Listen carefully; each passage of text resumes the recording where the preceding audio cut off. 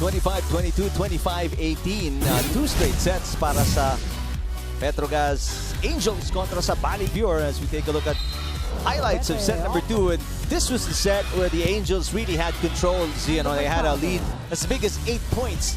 But not to say that BaliPure was a pushover. Humabol sila. They came as close as 3 points.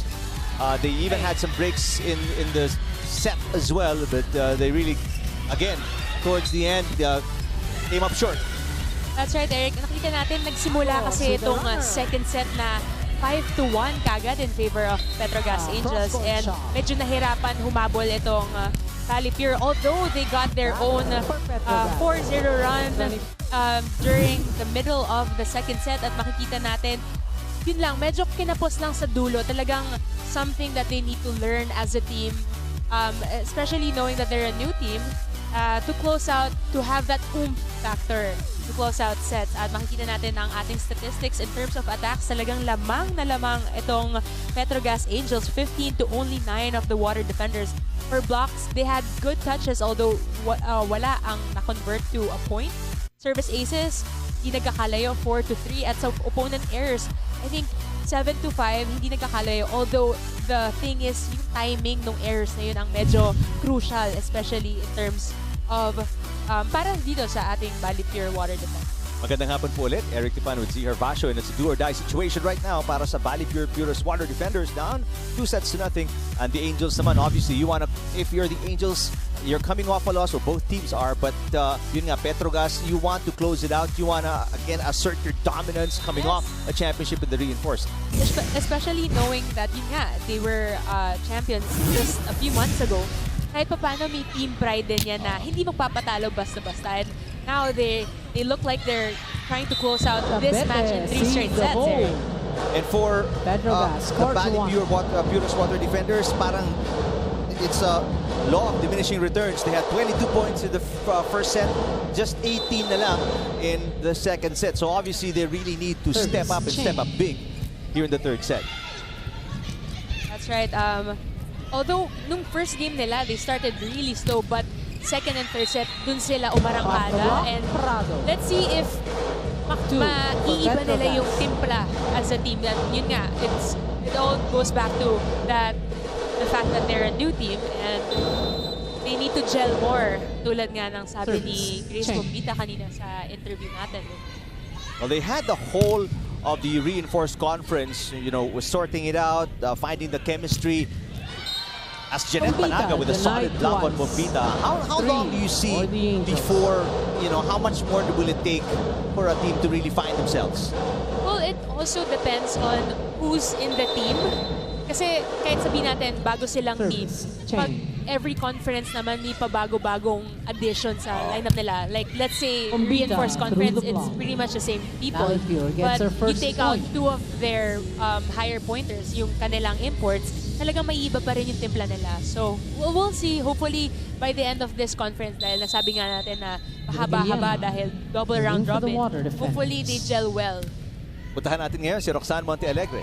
Naaalala pa ni Kai Balwalwa na nung first game nila dito sa conference na to. Eh medyo malungkot daw at isang point lang ang na-contribute niya sa team niya. Kaya naman pagpasok niya kanina off the bench, kita natin that she was already on fire. Sabi nga niya ang goal niya for this game kahit hindi siya nakapilan sa first 6. Pagdating daw niya agad sa court, it all begins with a smile. Kaya naman sinurpress agad niya ang kanilang kalaban. At pagpasok rin sa set number 3, hindi na kailangan si Coach Arnold Langnyog ang magpaalala sa kanila. Sila mismo mga veterano ang nagsabi sa isa't isa na tiwala lang timing. At yun lang daw ang kailangan for them to close out this game in 3 sets. Ano masasabi niyo dyan, Eric and Z? Maraming salamat, Roxanne. Well, tanong ko niya kay Z, ano, siya ang player. Well, you know, how do you balance, have a smile and then have your game face on as well? That's right. Ito, katulad nitong si Kai Balwalwal right now, her job is to play well once na ipasok siya. At kapag ilabas naman siya, katulad na nakita natin sa screens na she's giving good vibes towards her teammates. So, talagang iba yung pag-a-adjust nun. Yun nga, yung tinanong mo, game face to smiling. It really depends on the person also.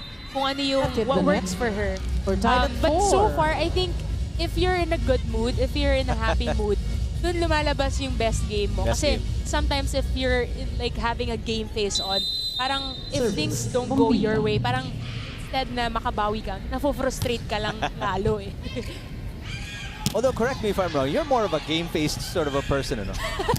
Well, now, yun nga, in my own experience, parang it helps na nakangiti lang. Okay. Oo. Yun nga. At nakikita naman natin, especially with our beloved coach, Coach Tai, That's na right. happy-happy nga lang. That's right. Which brought them to the championship a couple of times in the UAAP, and now the Creamline Pool Smashers are doing just that. On So top by 1 I point. think it's something na, let's see na kung yung teams i-add up yun. Kasi so far talagang okay. And speaking of, ito, That's right. Coach Tai. And team consultant Jerry Yee ng Petro Gazz Angels. And there's something to it, definitely. I mean, prior to Coach Tai Bundit, there wasn't much happy, smile. I mean, it's all, you know, serious. Get your game faces on. It's a match. It's a must-win. I think it comes also with the fact that our coaches are very traditional. Pag nakita kang nakangiti, patawa-tawa, pagagalitan ka ba kasi sasabihin na hindi ka seryoso. There's that change happening as well. Of course, everybody's noticing it, and it works for certain players. Like si Kai nga, pag nakangiti siya, and like what you said, even for you, no? I mean, you're more loose, and you tend to play better. Correct. Woo. Service just outside para kay Panaga. Ayan, Eric, ang BaliPure ay lamang dito sa ating third set. And if we're not mistaken, this is the first time in the match that BaliPure is ahead. They've tied the game several times in the first set, but they've never tasted the lead. Serving for the Water Defenders. Another good serve from Salamagos, but a good reception as well, and a finish there para kay Mercado. Paneng scores. Smart move there by Paneng Mercado, tipping the ball over. Simple lang. You can see talaga, no? We talked about it kanina, and it bears mentioning na Petro Gazz, they have their plays and they use it to the hilt. Talagang they try everything on the court. And it's good also that they do this as early as now kasi talaga makikita natin na for example, for a coach to see what really works for your team, especially, siyempre, kailangan mo na matutunan yan ngayon para pagdating sa, say, the second round or by the quarterfinals towards the finals, you already know what works well for you. De Leon is in the game for the first time. She tries again. And lifting yata. Yeah. Elbow. Lifting violation against Jessie De Leon. As BaliPure takes us to our first technical timeout for the first time in the match. They're up by 2 against Petro Gazz.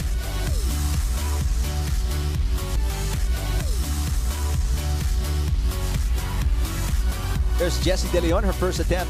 And this is the lifting violation na tawag sa kanya. You be the judge. Medyo mababa yung set coming from Janelle Cheng. At medyo, hindi lang mababa, parang nasa likod pa niya yung bola. Kaya she had no other option but to like lift the ball. Unless na binump niya yun siguro, that would be a better call for them. That is why 2-point lead hawak ng BaliPure, 8-6. This is their biggest lead of the match against Petro Gazz. But right now, Paneng Mercado and the red shirts up 2 sets with the serve. to nothing. And there's a service error by Mendoza. Costly error there, but a good timeout para sa ating Petro Gazz Angels. And that hurts because you had a chance to go up by 3. But now their lead is cut to 1. As Paneng Mercado serves for the Angels. Good reception there. Woo. Nice finish. Espiritu with a quick Wala kay hit. Espiritu. 9-7. Yan talaga kita natin, Eric, na if you have a really good first ball, chances are makaka-convert kayo to a point. And usually, chances are, kung good first ball, pupunta yan sa middle blocker. Oh, but back-to-back service errors. This is really gonna hurt.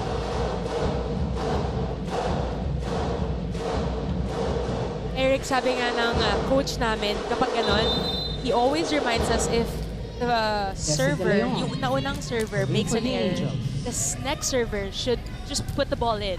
alam mo yun, para... Pinakargahan, kahit pinakargahan. oo. Parang just to get back to the momentum na, pasok mo muna yan, huwag ka muna ulit mag-commit ng error. Para makaiwas lang, ano? Yes. Mendoza with an attack error there as Angels tie the game at 9. 3 consecutive errors coming from the side of the water defenders, giving 3 points para sa ating Angels.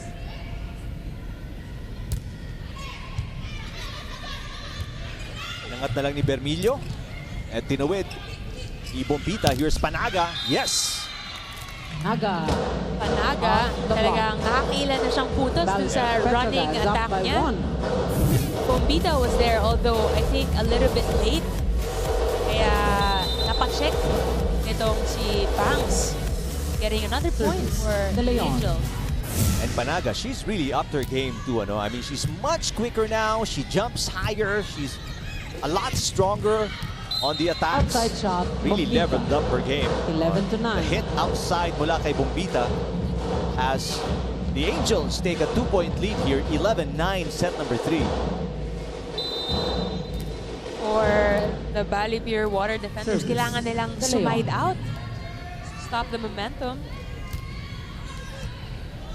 So far, yung tinatarget ni Jessie De Leon, si Tubiera, she's been having a hard time getting a good first ball. Panaga cross court. Panaga again, back-to-back. Back-to-back points, back-to-back running attack.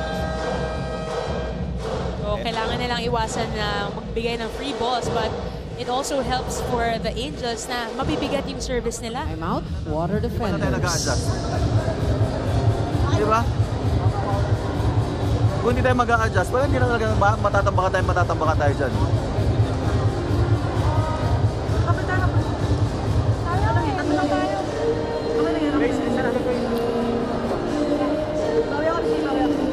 Di ba? Yung block, nasabi ko sa'yo, pag tumakbo doon, humakbaka na rin. Late na naman yung block natin.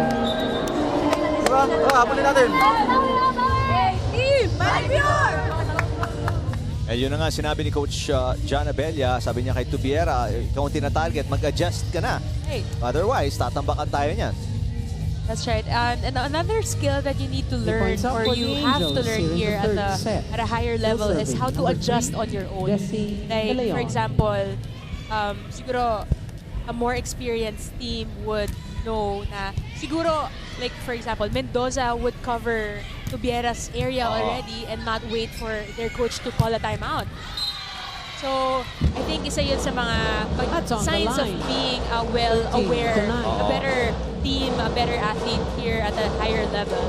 At makikita niyo yan here dito sa PVL Open Conference, especially na it's all local athletes. That's right. Saka that communication, ano, Z, that's very important. You mentioned it. Mag-uusap-usap na lang kayo. Yes. You cover your teammate. And that's exactly what Mendoza's doing. But so far, back-to-back points pa rin para dito sa Angels. As they're now trying to put away water defenders. Is it the reception o kargado talaga itong serve ni Jessie De Leon? I think it's both things. Dahil ito na nga, kinover na nga ni Mendoza si Tubiera. Although, still couldn't get a better first ball. Although now, meron na. Oo, mas maganda-ganda na. But the blocking is there. Panaga again involved in that sequence. But Bombita finally gets a ball touch. puts it away. From Cheng. A smart move there by 14. their team captain. Finally making a stop there for the Angels' momentum. Tate Espiritu. 7-point run, Eric. That's right.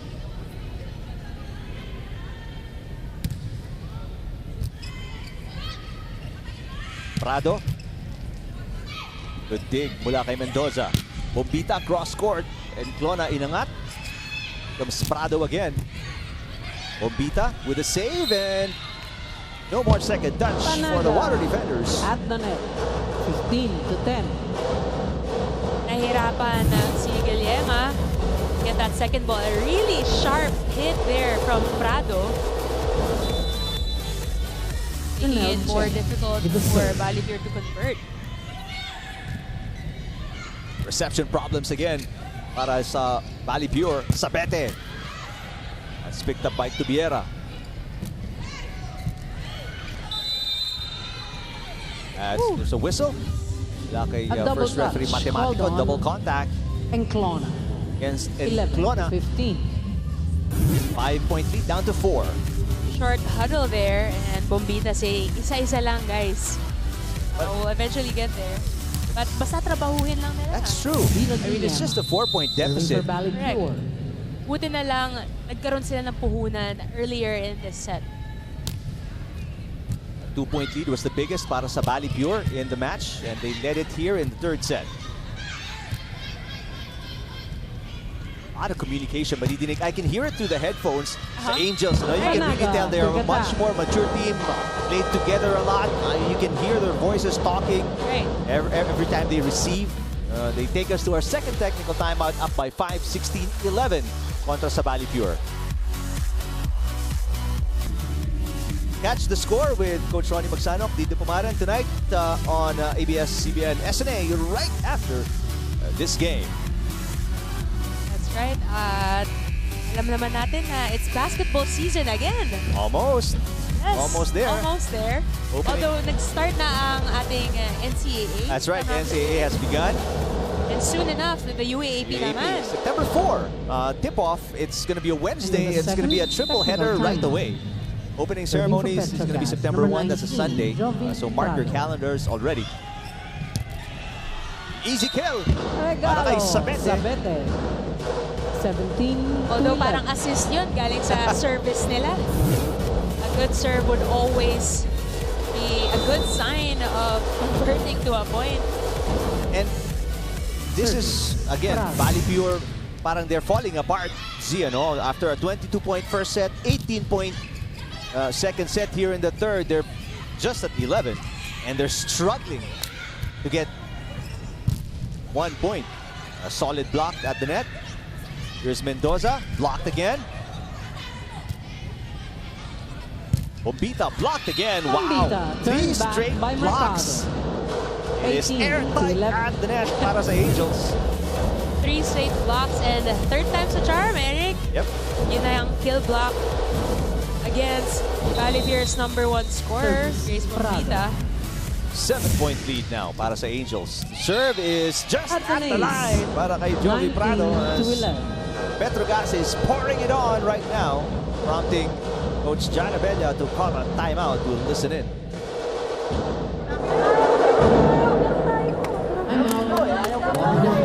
Kung ayaw nyo na maglaro, saluhin nyo na yung bola para maano na natin. Araw-araw natin ini-ensayo yan eh.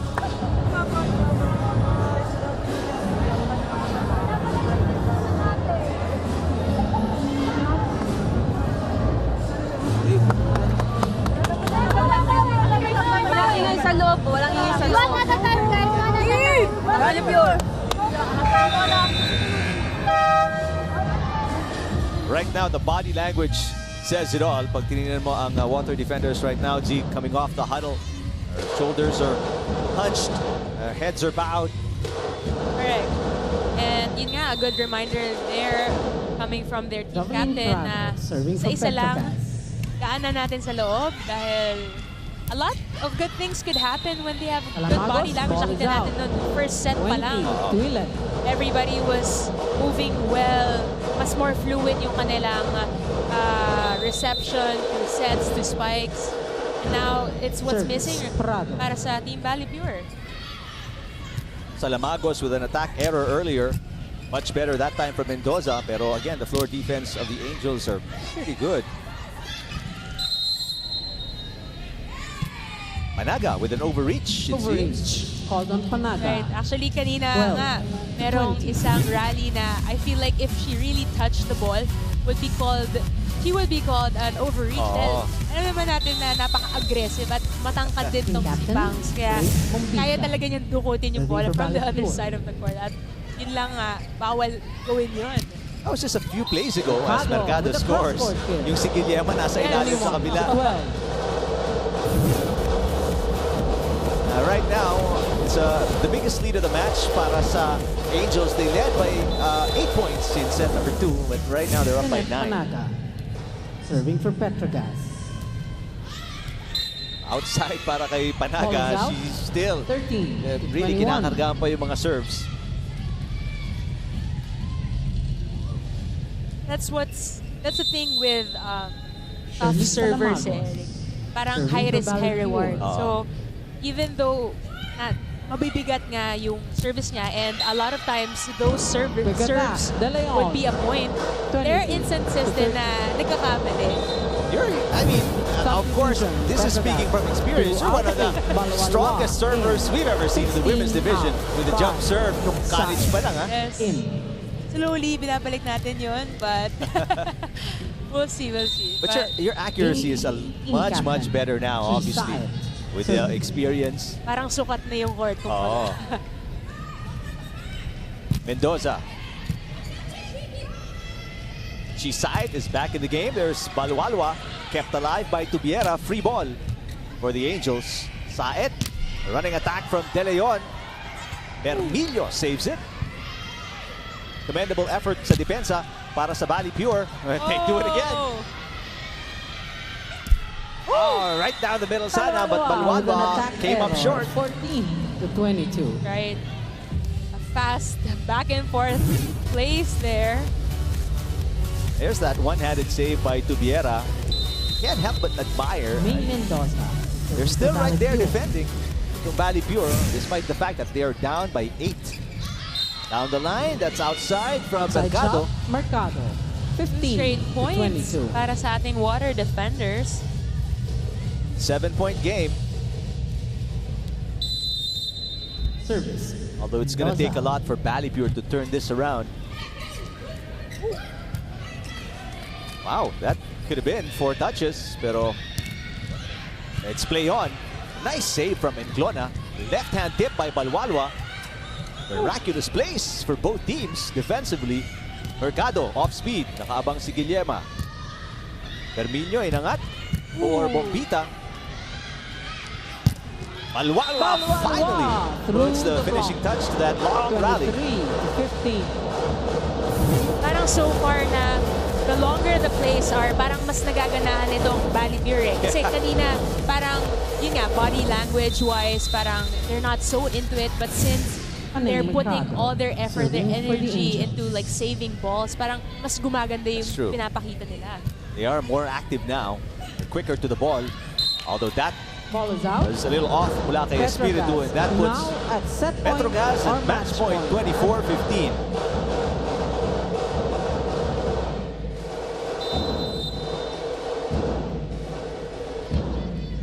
Service. Mercado. Mendoza from the back row. Saet. Free ball for BaliPure. Guillema will set it up, looking to save one of 9 match points. They do. Bita off the hand of side. Another back row attack from BaliPure this time. Getting that point. Of course, from none other than their leader, their captain, Grace Bombita. And Tubiera. Waiting for the water defenders. It's nothing short of perfection if BaliPure is to come back here. Ooh. And just as we say it, service error to for Petro Gazz. put it away 25 para sa 16. Angels. 3 straight sets for the reinforced conference champions, Petro Gazz Angels. BaliPure, second straight defeat that comes in 3 straight sets. So obviously very disappointing again for the girls in blue and white.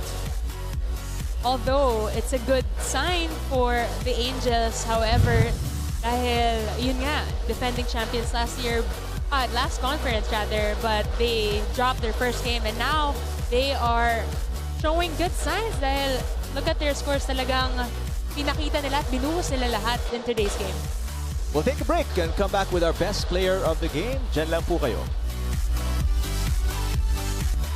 Welcome back to the Philoil Flying V Center. Ngayong linggo ng hapon, the finish of this quick 3-set win para sa Petro Gazz Angels kontra sa BaliPure Purest Water Defenders. Z, what did you see from Petro Gazz, especially bouncing back after losing their first match? I think what really helped them was yung sunod-sunod nilang points na nakalayo sila from BaliPure. Nakita naman natin na kaya naman makipagsabayan ng BaliPure, although they got that good momentum on their side. And of course, they utilized each and every player they have inside the court. Mapa front row or back row, talagang makikita natin lahat. Everyone can contribute with the Angels. Best player right now, Janelle Cheng, kasama ni Roxanne Montealegre. Yes, congratulations sa'yo, Janelle, to Coach Arnold at sa Petro Gazz Angels.